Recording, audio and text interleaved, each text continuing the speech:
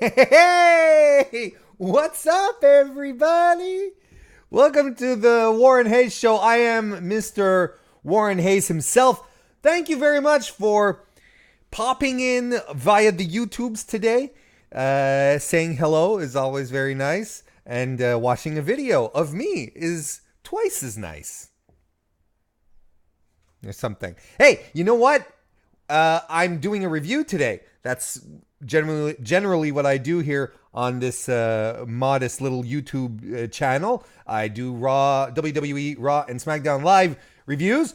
And last night, because I am shooting this on June 20th, last night was SmackDown Live.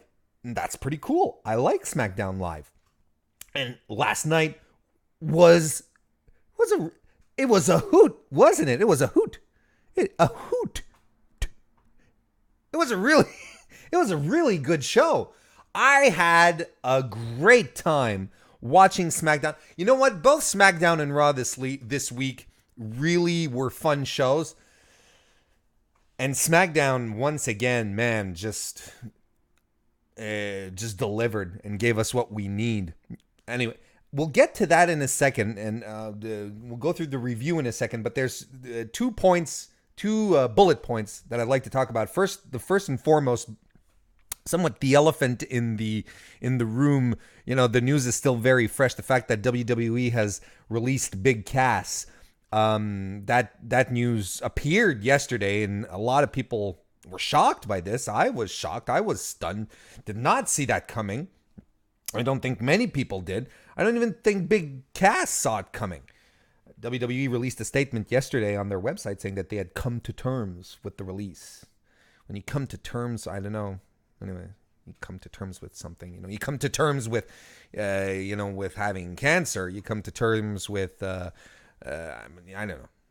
It was a little odd wording, some strange wording, but the most intriguing part is that they didn't wish well on Cass. They didn't wish him luck in his future endeavors or whatever. It was a very short, very dry statement.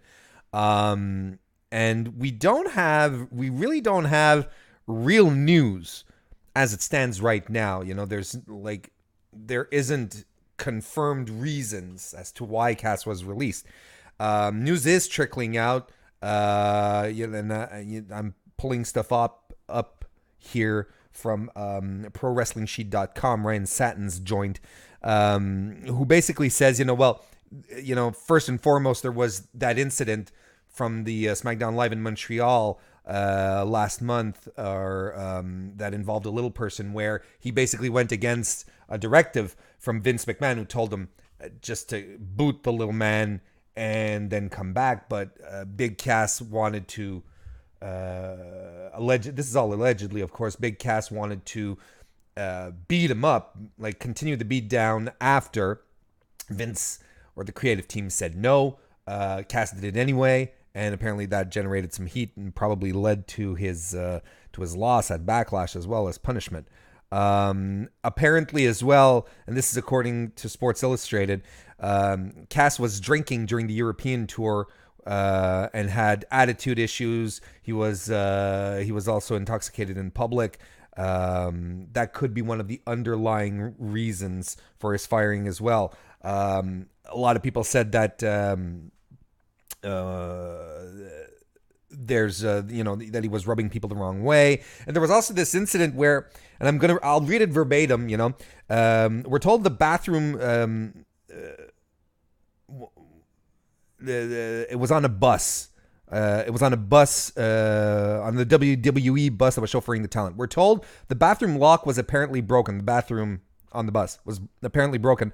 But Cass didn't realize it and thought he was being pranked. After being stuck inside for too long, a claustrophobic / angry Cass broke down the door. This meant people had to embarrassingly use the bathroom afterward with no door. So, there's a lot of little things like this.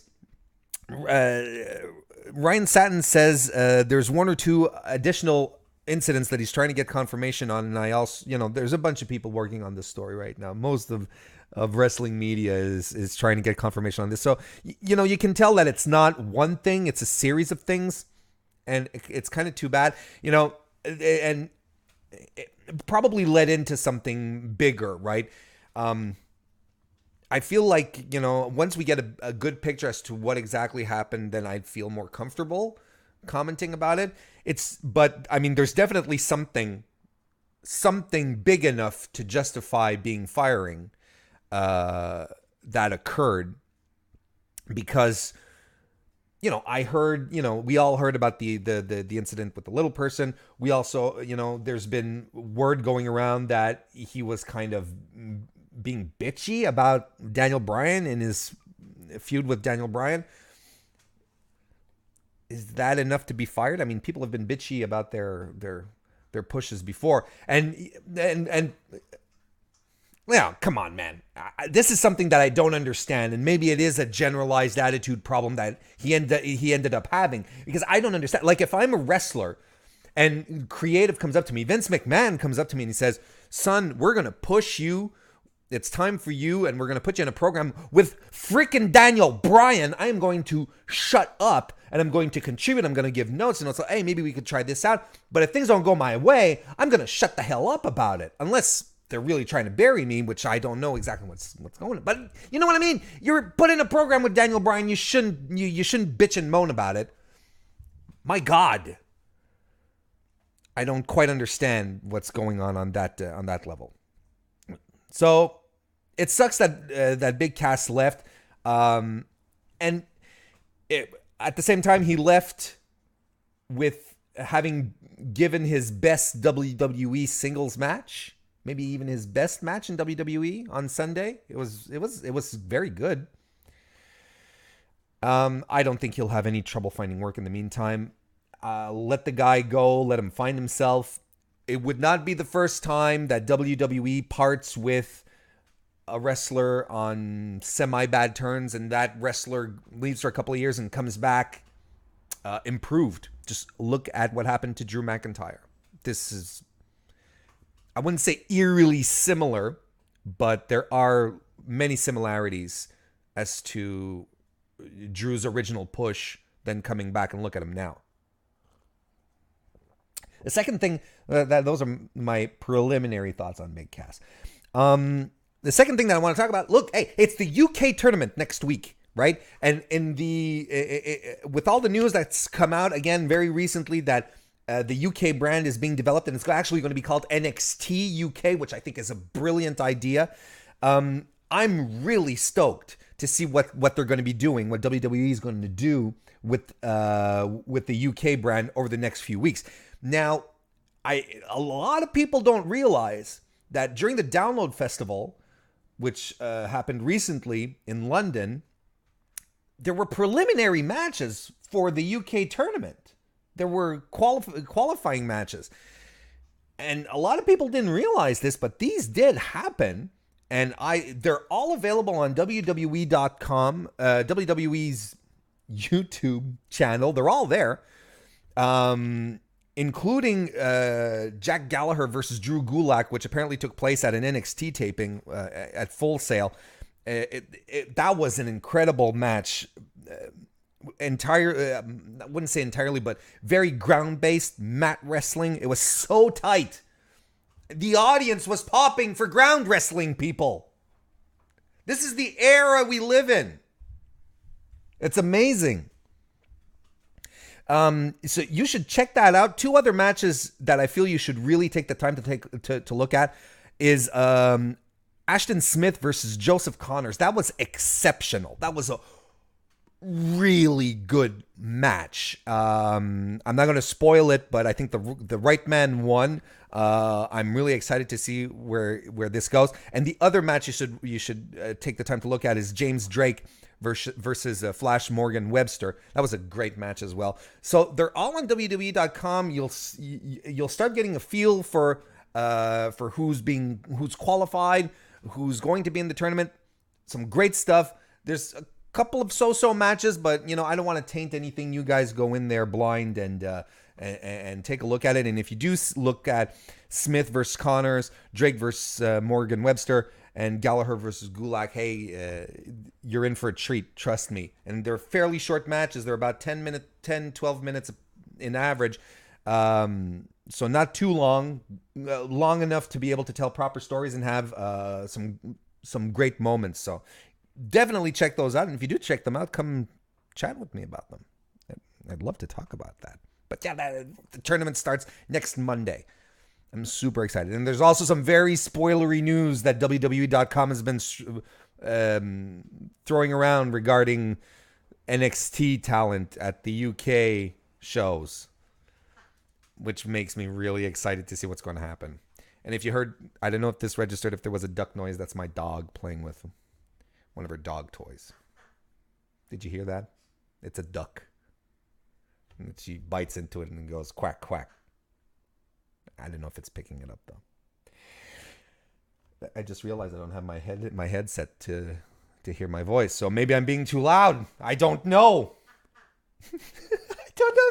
Anyway, okay. Well, she's going quack, quack, and I don't know if the microphone's picking it up, and maybe I'm just amusing myself here. Let's move on to SmackDown Live. Let's talk about this review.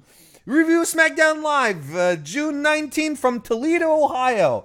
Starts with Paige opening the show with a rundown of Money in the Bank, announces the gauntlet match for the night, and gives us the gist of what a gauntlet match is for all the newcomers coming to WWE. Big E, Rusev, The Miz, Samoa Joe, and Daniel Bryan are in this match. It's really... So that's the gist of her entrance. Carmella... We move on to Carmella, who heads to the ring. And she does the faux sincerity thing, where she says, when I was young, I had self-confidence issues. And, I saw something beautiful in myself before everyone else saw something beautiful in myself. And then I became a champion. So what I would say to all you little boys and girls out there, look in the mirror and say to yourself, Milla is money. Just give up because you'll never be as good as I am. I have a problem with this because the comparisons to Alexa Bliss are immediate and they're justified in this case. Alexa, first and foremost, does the faux sincerity thing much better. And this does not help Carmella's character at all to do this. Like, I know what they're doing. I get it. And yes, it fits her character, but someone is already has this shtick. You know what I mean? This shouldn't be part of Carmella's act. She says that, of course, she won without any help. She beat Asuka, bleep blah bloop, and then Asuka's music hits. Asuka comes out, but is it Asuka? No. It's James Ellsworth, again in his Asuka costume, giving us that awkward wink that he did. I hope this doesn't become a thing because it's kind of cringy. So he says he's back to help his princess, the greatest woman of all time. He says he's better than Charlotte, better than Lita, better than Trish Stratus, better than Mother Teresa, Beyonce, and Ronda Rousey. But mostly and lastly, he's better. She's better than Asuka. But now the real Asuka comes out. Ellsworth gets in her face, and he gets a kick to the stomach for his troubles. But then Carmella super kicks Asuka to the face. This was a so-so opening segment. It didn't do much for me. I'm intrigued that they're going forward with this feud. Well, I think it's good that they're going ahead with this feud. It'll feel like less of a blow-off on Asuka's part. Hang on, let me say that again. It'll feel less of just this short-term blow-off thing that you could just do and, just put Asuka away. Just toss her aside and that's it. No, Asuka needs to continue to build. She has to have another challenge. She needs to give this another shot. Asuka is important. So I'm okay that they're continuing this feud. It's actually a very good idea. It'll lead us definitely into Extreme Rules, but what will happen exactly? We'll see how this feud plays out before we start speculating too much. We got our first match of the night, which is Becky Lynch versus Billie Kay. You know, we keep talking about, and when I say we, I say me, keep talking about, you know, the most over guys in the company are Daniel Bryan, Seth Rollins, Braun Strowman. Come at me, but I don't think you need to. It's hard. I don't think we can argue on this point. These are the three most over guys in the company. But man, Money in the Bank and the reaction after Becky Lynch won her match against Billie Kay tonight. Becky Lynch is right up there. Like, she's over.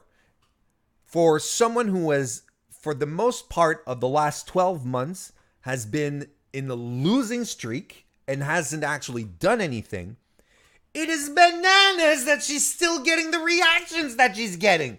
And why is she getting the reactions that she's getting? Because she is a fantastic babyface. People connect with her naturally. She connects with the audience naturally. And she can go in the ring. And everyone knows this. And I think this is one of the reasons why WWE feels that she can take these hits. Because the audience love her anyway. But man, the reaction that she got when she was at the top of the ladder at Money in the Bank, people were on their feet across the arena when she won against Billie Kay. Nothing against the Iconics. I love the Iconics. Nothing against Billie Kay, but this was, you know, it's a TV match. It's a bit of a throwaway thing. It's not part of a feud. The pop when she locks in the disarmer. The girl is over.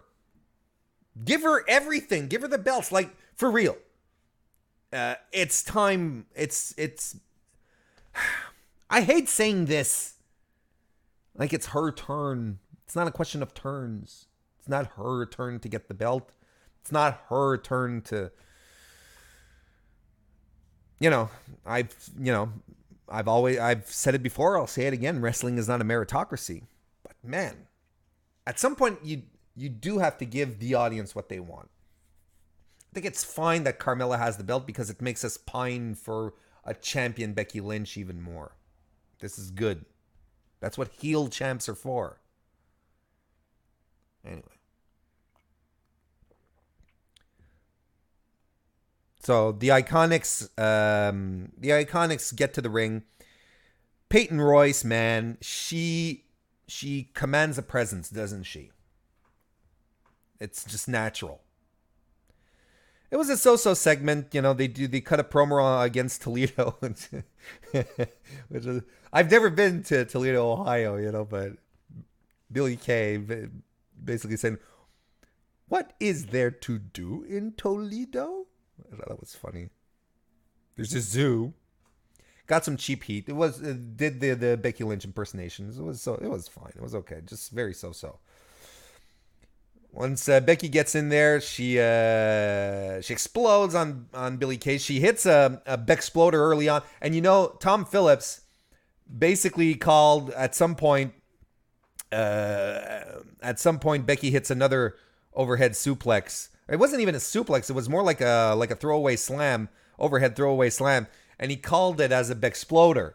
And it's not a Bexploder. It's not. Tom,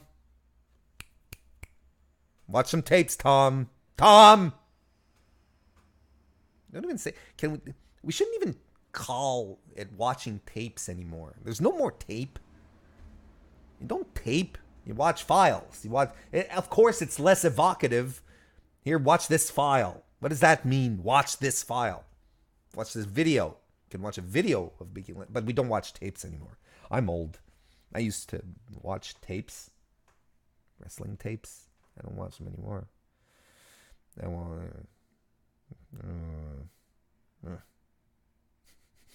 I'm old.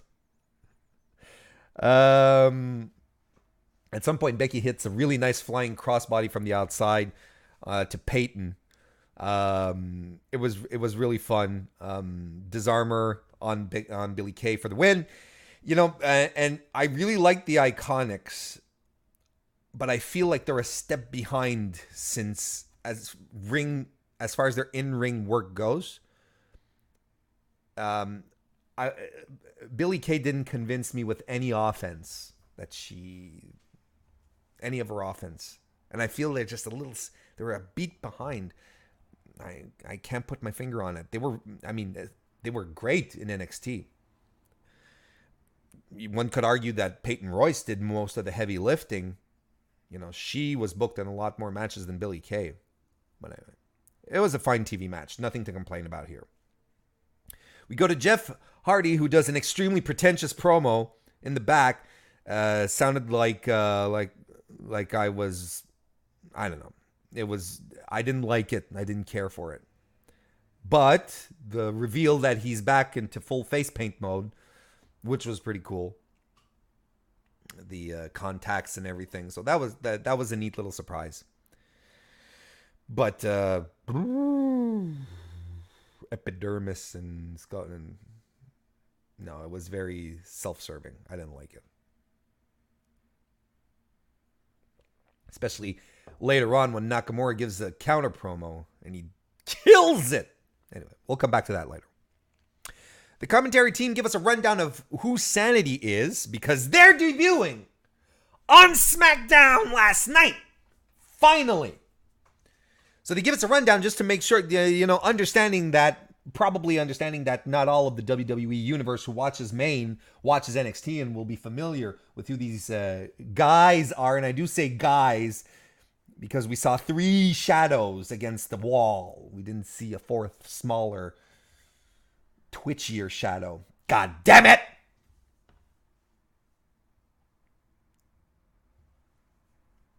I have to say, and wait, I'm going to pull this up here as I'm talking. I have to say that I am, and I posted this on Twitter last night, I am super happy that Eric Young is on main roster in WWE. And you'd be hard pressed to find a more talented guy who is this has been documented. He's been a positive influence in every locker room he's been in. He's a leader. He's a teacher. I think this is the kind of guy that you would want if you started a promotion. You want him to be on your side. He's 38 years old. And man, this was crazy because Sean Ross Sapp on his post-show review last night was running down the championships that he won just in TNA, right? Because he was there for how long? He was in TNA for years, man. Oh, look, he was there for years. But listen, let me just run this down very, very quickly, very, very simply. TNA World Heavyweight Championship. He is a TNA Legends Global Television King of the Mountain champion, right? That sort of belt that combines all those lineages. He was a TNA X Division champion. He was the World Beer Drinking champion, which was that thing that James Storm was doing. World Tag Team champion. He was a Knockouts champion with ODB. And he was NWA World Tag Team champion with Bobby Roode that for a couple of times there. He won their World Cup in 2014, King of the Mountain. He is the 7th TNA Triple Crown champion, the 4th Grand Slam champion. He was PWI's 19th wrestler of the, he was, in 2014, he was the 19th wrestler out of their top 500.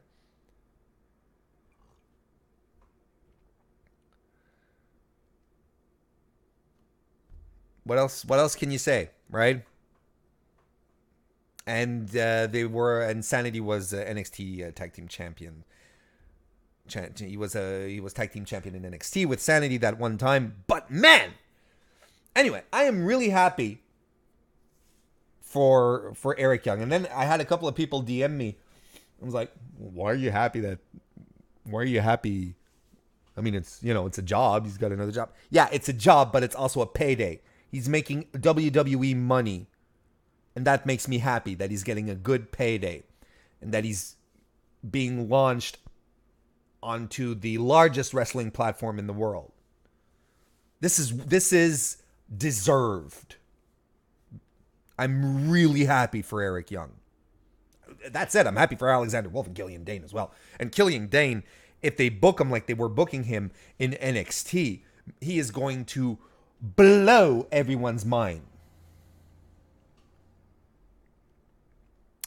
We're back from commercial after this little Sanity rundown, and we have a Daniel Bryan promo who says that he's ready to fight three of the biggest and best superstars in WWE: Rusev, Samoa Joe, Big E.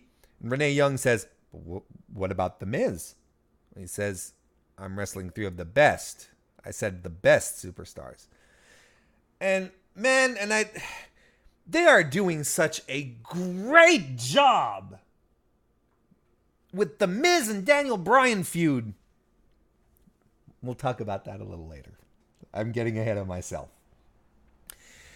We had the Usos versus Sanity. Now, the Usos are firmly entrenched now in babyface territory. And I'm not sure I care for it.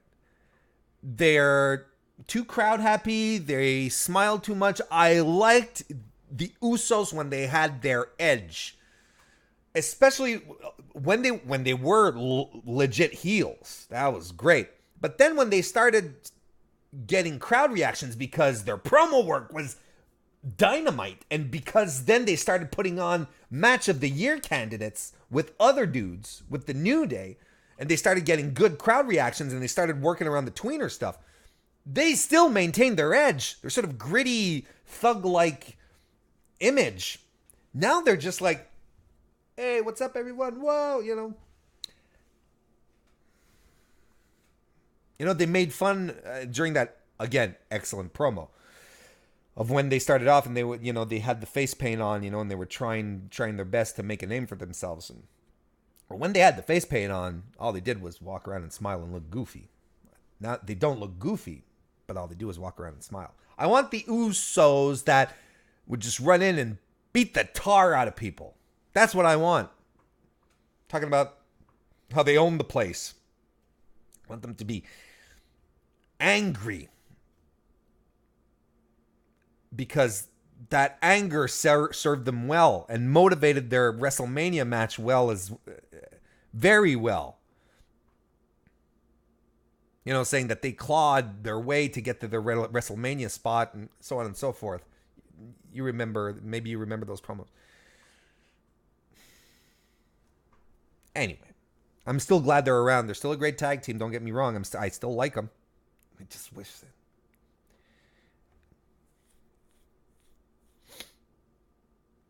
Well, Sanity make their entrance. I'm so glad they kept the NXT music with those double bass drums. It's fantastic. But the camera work on the ramp. Now, I know everyone is going to say, oh, well, yeah, of course, the WWE camera work sucks anyway. This was particularly bad and particularly awful to watch. It actually was nauseating when they were doing these, in and out shots, zoom in, zoom out, because it's chaotic. I felt like I was watching like a cool teen television program from 1993. Whoa, bodacious, dude. I hope Kevin Dunn kills that for next week or whenever the next time we see Sanity. That was awful. They didn't do that in NXT. Why did they decide to do that here? That's stupid. It's just stupid. So basically, this was a mugging. You know, the Usos attacked Sanity before the bell rang, but strength in numbers and strength in Killian Dane just murdered everyone. All three guys murdered everyone. Wolf and Young hit the flying neck breaker, and that was it. That wasn't even a match. It was a mugging. No Nikki Cross. Now I'm thinking, are they saving Nikki Cross? That would be pretty cool. And the NXT faithful would mark out hard for that. I'd be okay, like if they did something where, for some reason, Naomi starts getting more and more involved in the Usos matches, which is something they've established, you know, with her real life marriage to Jimmy Uso. Now they have Naomi, you know, basically getting involved in the matches, and then at some point, Nikki Cross comes in out of the audience, you know, and eats off Naomi's face. I'd really like that. I feel like the SmackDown Women's division would benefit from having a character like Nikki Cross. She's such a big character too. I feel like it would be a good catalyst to continue developing characters, continue developing individual women wrestlers. Because you can't just toss Nikki Cross in a group. Like she stands alone. Her character is too strong to just be part of a group. She's able to, and she has to be set apart. We'll see what happens. I haven't given up on Nikki Cross on main yet. And honestly, I have to move on here, but honestly, Sanity, like seeing the three guys there, you look at it and you're like, there is something missing here. And what really made Sanity what it was is that it was an intergender stable. I still don't quite get why there wasn't a time in NXT where Sanity had the tag belts and Nikki Cross had the women's championship. That would have been badass. Maybe we'll see that on main. I don't think we'll see that on main. We see Gallows and Anderson who are showing off their newfound body shapes. Carl Anderson in his abs, Luke Gallows in his arms, and Anderson wants Luke Gallows to lift his shirt and show off your abs, and Luke Gallows is like, no, let's keep staring at my arms instead. Because they have a match coming up against the Bludgeon Brothers. They have a tag team rematch. Nakamura has his promo with Renee Young. Renee asks him, well, would you care to comment on your loss last night? And Nak says, the only reason he lost is because the ref counted too fast, bless his heart, and not in Japanese. Oh, that was really good. And not only that, he could have actually, but I guess, you know, they don't want to reference this too much, but in New Japan, it's 20 counts. So he could have used that. You know, in Japan, they count to 20. That was really good. Nakamura's English has improved so much in the past year.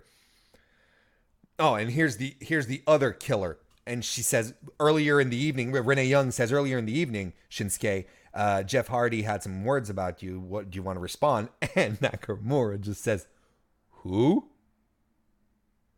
I mean, the Shade Machine was on full cylinders. No one throws shade in WWE as good as Shinsuke Nakamura does, and that's crazy. He says that if Jeff Hardy says his eyes are open now, Nakamura says, I will close them. So, U.S. title match on the horizon. I think it was smart booking to have set this feud up before, just a week before Money in the Bank. That was good. I'm looking forward to this. Nakamura should win this. Nakamura should have won Money in the Bank, if we're being very upfront with each other. He carried the latter part of his feud against AJ. He carried the weight of that feud on his back. Bludgeon Brothers versus Gallows and Anderson. Back from commercial, the match has already started. Gallows is beating up on Eric Rowan.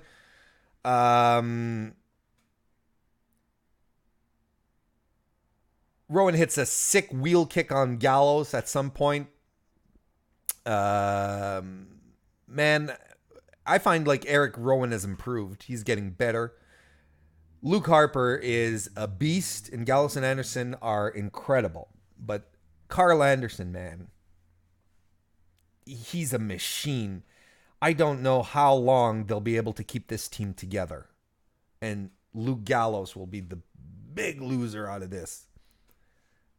Carl Anderson is, I think both guys right now, they're in great shape. Like, they have really shaped up. And you know how Vince likes it when his guys turn around and start bulking up. He likes that. Look what he did to Jinder. Pushed him to the WWE Championship. Just looking through my match notes here. Nothing of... Anderson is the hot tag, which is interesting because Anderson is clearly the smaller guy here, but is super credible. Really hot, great hot tag. Crowd is really behind this too. They're buying into this match. Carl Anderson hits a huge spine buster on friggin' Luke Harper. Luke Harper is not a small man. And Carl Anderson is the smallest guy in the ring. The crowd is into it and is buying it. The near falls and everything. Big spinning side slam by Harper. Anderson kicks out, but he eventually gets double powerbombed by the Bludgeons for the 3 count. I kind of like this match more than the Money in the Bank one. It kind of left me wanting more, god damn it. I feel like these guys are on an uptick together. Like they didn't, I feel like they could really get something more out of it. And here's another thing that I like.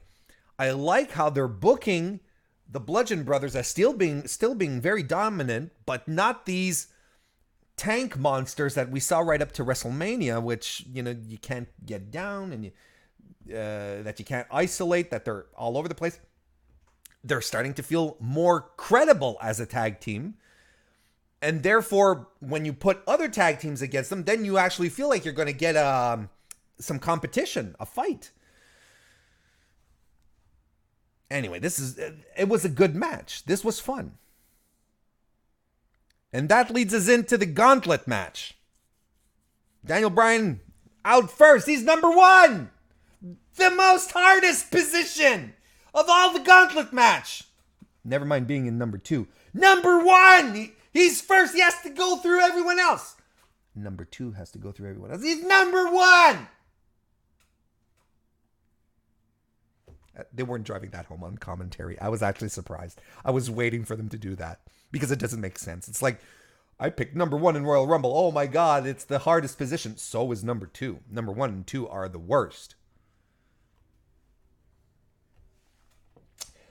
So Daniel Bryan is coming down to the ring, and he finds himself smack dab in the middle of Rowan and Harper, who are going back.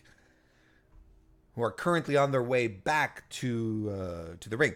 Now, a lot of people I saw are like, "Wait, what the hell is this? You know, why did they start his music before? Why did the Daniel Bryan start coming down before the Bludgeon Brothers were gone? Why is this? This is a new thing." No, it's not a new thing. They've done this before, where someone is still in the ring and then they start someone else's music while that other person is done in the ring or leaves. It's usually the other person takes another exit, I guess. The person who's already in the ring takes another exit so that they don't cross. But they've done this before. There's precedent to this setup. I wasn't shocked. I wasn't surprised. I was like, oh, okay, finally, they're actually incorporating this little production thing that they do, occasional production thing that they do. They're actually including it in a segment. in storytelling. So basically, Bryan is staring down these two guys, and he's very unsure what happens. His music dies. It's just a stare down, a very tense stare down. Then Flight of the Valkyrie starts up again, and Daniel Bryan starts going yes again, and everything's fine. And his opponent is the New Day's Biggie. We get some tests of strength to begin with against Big E. They're not effective. Big E is overpowering Daniel Bryan, hits an enormous shoulder block on Daniel Bryan. But Bryan eventually takes him down when we get to the mat. He tries to get him in a certain... Now, I don't know if this was something that he wanted to do and he tried something else. Regardless, he set Big E up for what seemed to be a surfboard. And like I said, I don't know if... he leaned back to try and do the surfboard. Looked like he couldn't get Big E up. So instead, he transitioned into a friggin' dragon sleeper. So I don't know if that was improvisational or if it was planned, but that was amazing. A lot of mat wrestling to begin with. I was a fan of this. Big E hits an overhead suplex on Daniel Bryan. It looked brutal, but on the slow motion camera, the slow motion angle that they showed, Bryan's head is literally rubbing against the mat. You can actually see his head back up a bit. Why wasn't he tucked in? That could have been a disaster. And it would not have been on Big E's hands. I don't know why Daniel Bryan didn't tuck in on that one. That could have been a disaster. We get the yes kicks. We get corner drop kicks. Big E decapitates Daniel Bryan at some point with a lariat. He does his YOLO dive to the outside. Man, Big E is going to kill himself one day doing that. That is an insane move. And props to every friggin' wrestler who takes it.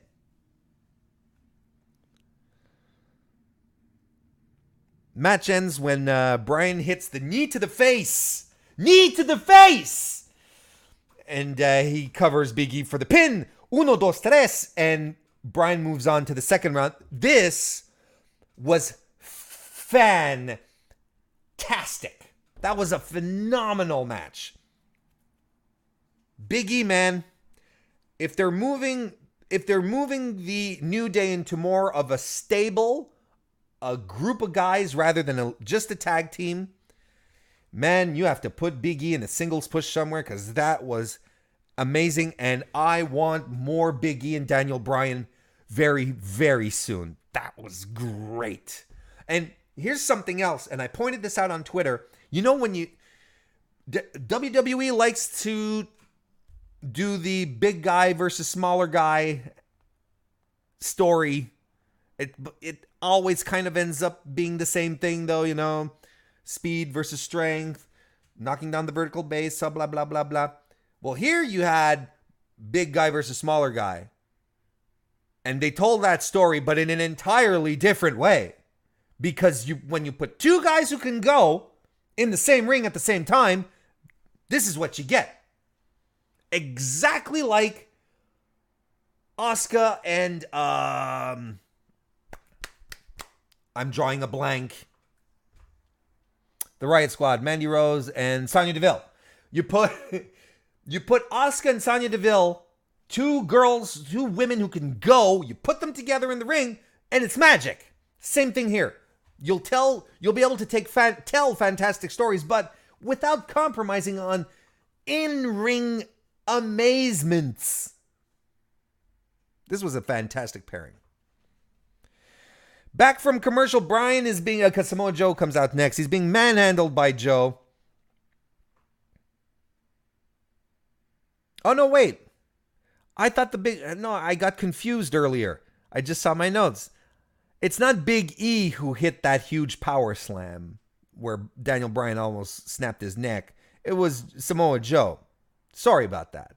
I got carried away. I wanted to talk about that real fast. Faster than I should have. My note is right there. Huge spinning power slam. And it was a huge spinning power slam. Bryan almost landed on his head. Daniel Bryan's chest is hamburger again because Joe is striking the hell out of it. Bryan mounts a comeback. Joe catches him into a power slam. 2 count, flips him out into a kind of a Boston Crab, into a series of submission moves by Joe here. And I'm fine with this. I think it's great. I love when we start to go into more and more submission wrestling, more mat wrestling. I dig it. It feels fresh.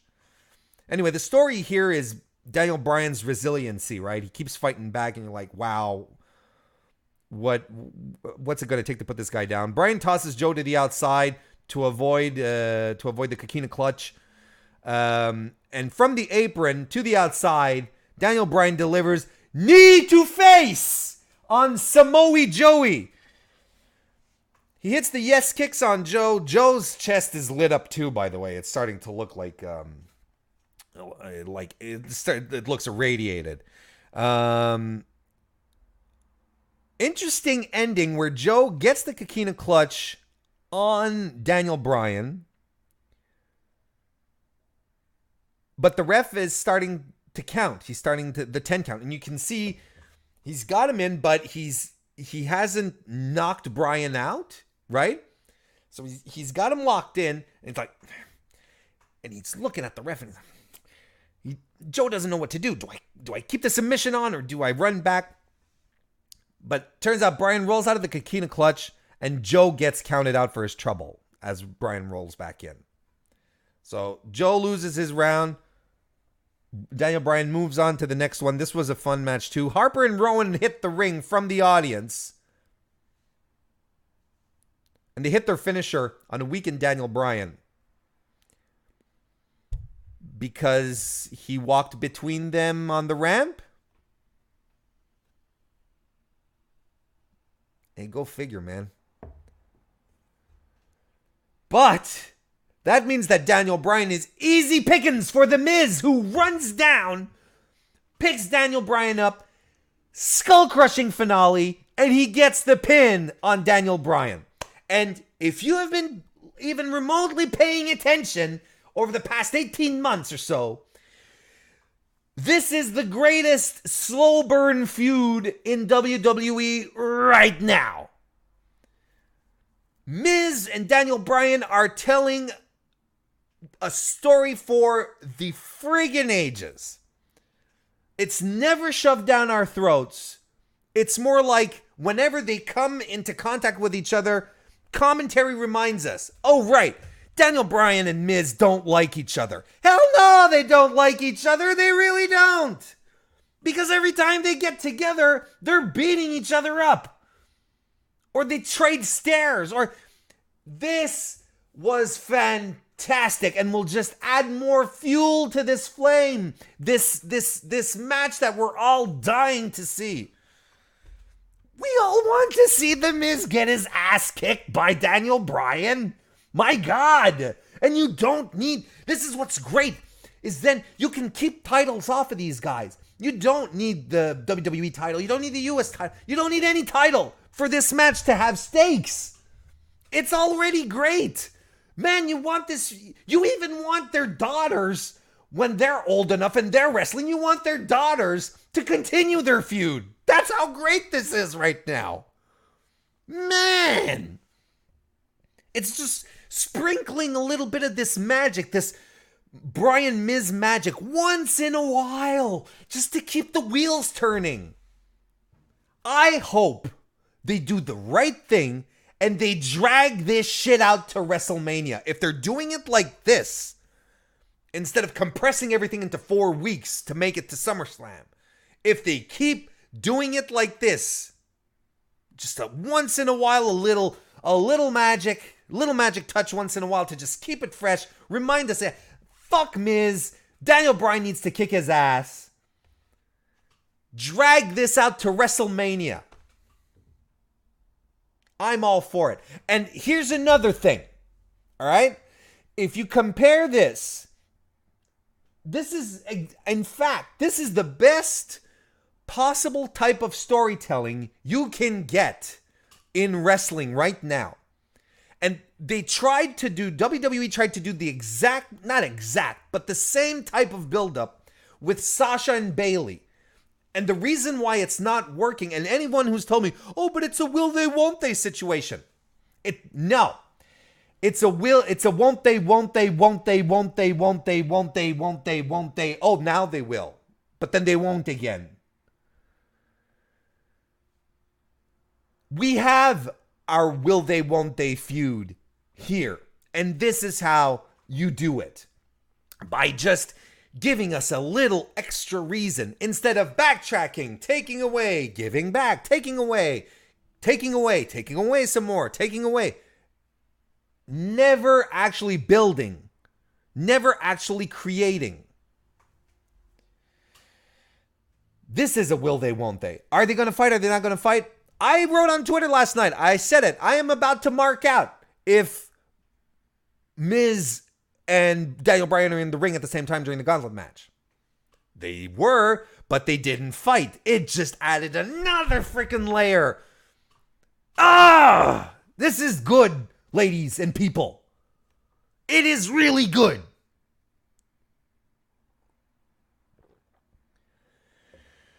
So the last participant is Rusev. Look, Rusev was your babyface last night. And there's not a lot of people who can flip so easily between working the crowd as a heel and working the crowd as a babyface as Rusev can be convincing in both roles. I think that's what they were trying to do with Nia Jax leading into her fight with Ronda Rousey. But Nia doesn't have the naturals that Rusev has to pull this off. Because Miz was working 100% heel, making Rusev look like $1,000,000. This is one of the Miz's best values. He is not afraid to put over guys. And when I mean put them over, I just don't mean laying down for the 1, 2, 3. I mean making them look like superstars in the ring, getting the heat so that the babyface makes his comeback. When he makes his comeback, the crowd is into it. And then on promos and then in interviews as well, he'll put the other guy over. Miz is such an asset. This Rusev winning last night would not have been as special had it been anyone else as The Miz. Bank on that. I sincerely believe that.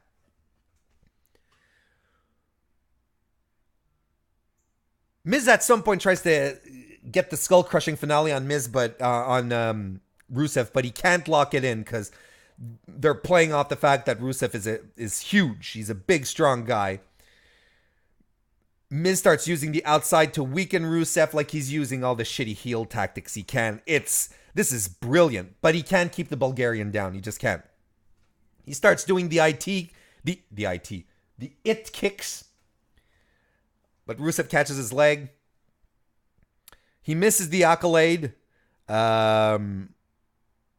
Miz reverses it into a DDT, and you're like, okay, we're done. But no, Rusev kicks out. Miz goes for the corner kicks, the corner drop kicks, but Rusev hits a Machka kick. He goes down into the accolade. Miz taps out. Ladies and gentlemen, your number one contender for the WWE title is friggin' Rusev, who has organically built himself over the past year from a lower mid-card act to this, probably one of WWE's top merch sellers, a guy who has, listen, he's been over regardless of what he's done, but now, finally, in a position where he will be treated as a world champion. Is he going to beat AJ Styles? This is a story for another time.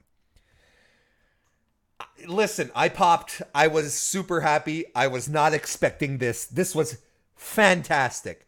So many stories were told in that match. It was a great gauntlet match. You know what? Just because of all the stories that were being told, I would go as far as to say that it is slightly above, only slightly, that gauntlet match from a couple of months ago with Seth Rollins' Iron Man performance. Because outside of Seth Rollins and John Cena putting on a fucking clinic, everything was fine. Wasn't much storytelling after that. Here, though, holy hell, we got our money's worth with this gauntlet match, people. This was phenomenal stuff. And speaking of phenomenal, that's a segue I'm King Segue. AJ Styles comes to the ring to shake hands with Rusev, and Rusev does in Aiden English. Here's Aiden English jumps in to shake and extends his hand as well. And AJ goes, fine. He comes to shake Aiden English's hand, and Aiden English goes, oh, psych. And Rusev was not pleased. He was like, what the hell are you doing, man? You shake his hand, and is this the Rusev turn? Is he officially becoming a babyface to begin with? And are they finally splitting up Rusev Day?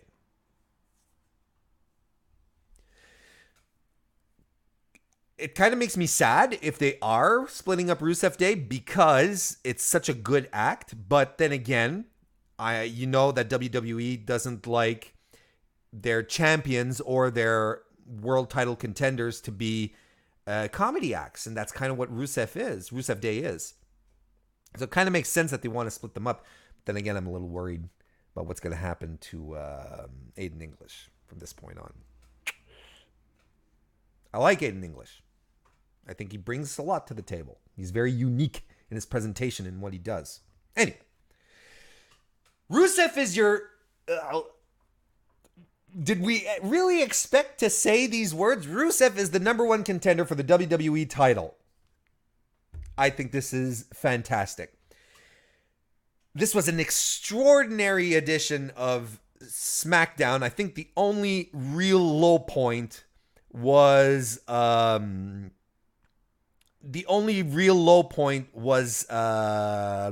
I'm looking through my notes, was the in-ring promo to begin with. I think that's really that was I think that was really the low point.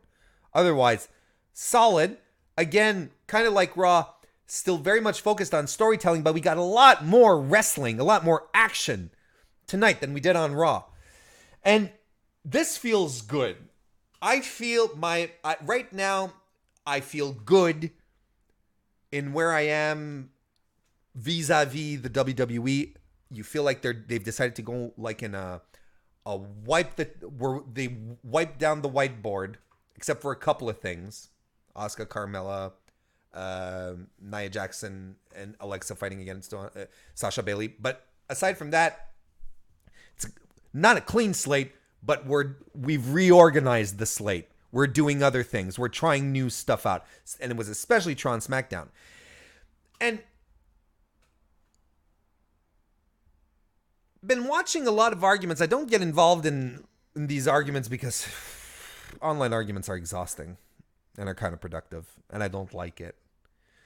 A lot of people, off of Money in the Bank, a lot of arguments around, well, should the audience have reacted the way they did for Jinder and Roman? Were they entitled to? Should they have done it? Was it cool? Was it not cool? A lot of arguments for, a lot of arguments against. Main argument for is like, look, these guys are busting their asses. The least you could do is respect them and encourage them in the match. All right. I tend to lean more on the side that if you give us wrestlers that we care about, I'm more naturally inclined to back this argument. If you give us wrestlers that we care about, you put them in situations that are stimulating and that are fun and that we as an audience care about, we will be naturally invested in their matches, and we won't start chanting for beach balls during their fight or any other wrestler or whatever. And right now, and especially in the way that I do these reviews, I feel two entirely different ways when I review Raw versus when I review SmackDown. I feel more invested. I get more worked up and excited when I'm talking about SmackDown because I care about 90%. I care about 90% of their roster.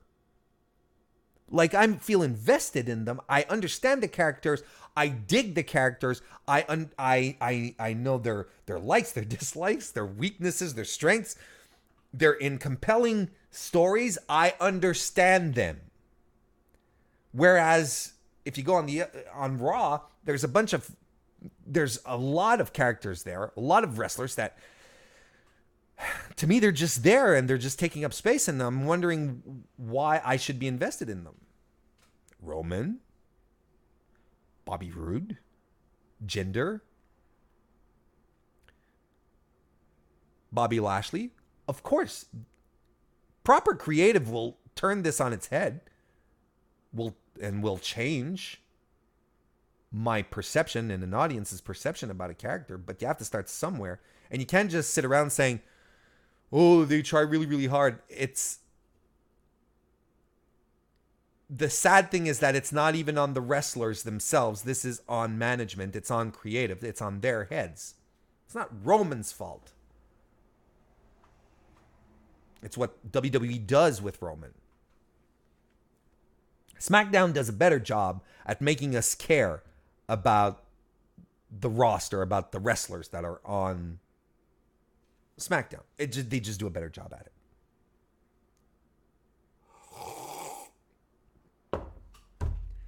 Man, this was a great week of WWE programming, and it doesn't end yet.